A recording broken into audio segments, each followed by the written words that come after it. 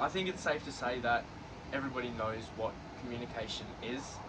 I mean, we do it every day, and that's exactly the point.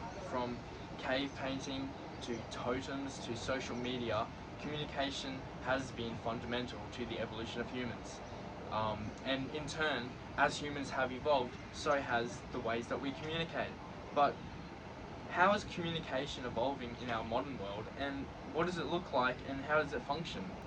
Well, there's a concept known as mediatization. Stig Harvard defined it as a historical, ongoing, long-term process in which more and more media emerge and are institutionalized. Essentially, what Stig is saying, and the way that this plays out in our modern world, is that the media is the most important source of information. It is the main communication outlet of our modern world. So really, it kind of has power over the population, and it's trusted to deliver quality news. The media is the voice of our times.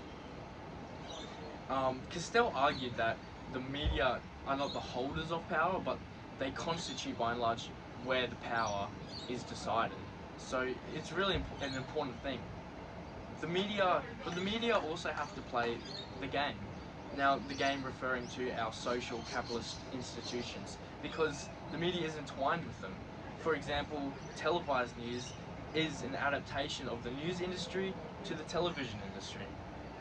And the theory states that eventually the institutions eat up so much of the media that the media can no longer be really separated from the institutions in the society.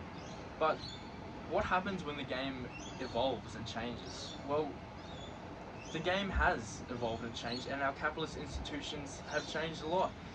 We've moved from an industrial age into an information age where capitalism is now more incentivized on information and knowledge opposed to materials and goods. And with the emergence of iPhones and new communication technologies, the social structure and our societal social relations have changed. And this is what Castell refers to as the network society. Now, how has the media landscape changed in this new, highly dynamic, connected world? One that is highly innovative and able to adapt rapidly to changing social conditions. Well, to be successful in this economy, the social media companies, or anybody really using the social media, trying to spread information, they need to hold people's attention, because information consumes our attention.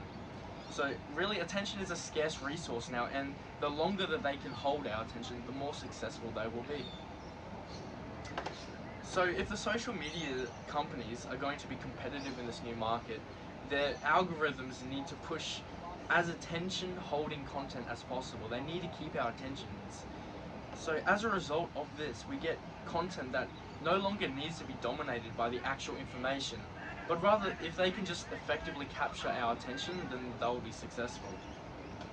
We also, for the first time in history, have a scenario where anybody and their dog can create media and spread it to enormous audiences, meaning that the human conversation really has gained many, many voices. The problem with all of this is that it has led and it can lead to misinformation, and misinformation that can be spread quickly and absorbed by people through confirmation biases and echo chambers, just due to the nature of the algorithm. And even more sinister, it leads to the possibility for people to rig or predict the algorithms in the pursuit of spreading deliberate misinformation to the masses for their own gain. This can have a significant effect on the conversation of our times. In fact, spreading misinformation is pretty much the go-to strategy for every major intelligence organization that intends on exerting its influence. Now, creating an even more complex Cold War-like scenario. So, in this new world, we are in lots of ways more connected than ever, but in lots of other ways more divided than ever.